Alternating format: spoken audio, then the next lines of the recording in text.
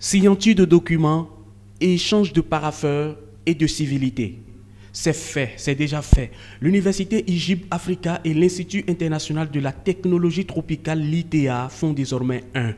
Ce partenariat, fruit d'un long processus, se concrétise ce jeudi 5 juillet en présence du corps enseignant et des étudiants des deux instituts venus nombreux pour la circonstance. Je dois donc dire que c'est avec beaucoup d'honneur que nous recevons cette acceptation de partenariat. Il va falloir donc inventer, réinventer ou du moins emprunter les nouvelles voies.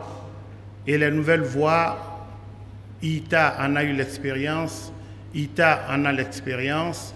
Nous avons une équipe, nous avons des jeunes volontaristes, nous avons des ambitions, nous avons un gouvernement et des autorités réglementaires qui nous poussent à cela. L'Institut international de la technologie tropicale est présent au Bénin depuis 34 ans. L'IRGIB Africa, quant à lui, existe depuis 11 ans et forme les étudiants dans le domaine de la biotechnologie. Les deux structures se sont donné la main pour accompagner le gouvernement dans les sous-secteurs de l'agriculture et de la biotechnologie pour rendre possible la réinsertion professionnelle des jeunes.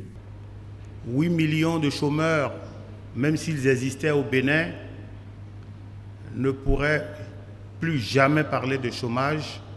Les pistes sont là, les réalités sont là, tangibles, irréfutables.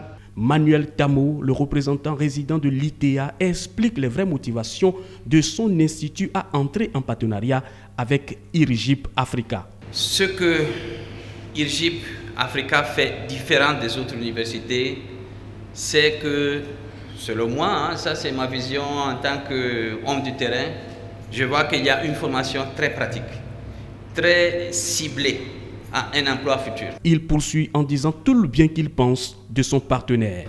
Vous avez des plateformes technologiques aussi en biotechnologie, bien sûr, et je pense que ça va être le premier cas concret de collaboration entre les deux institutions.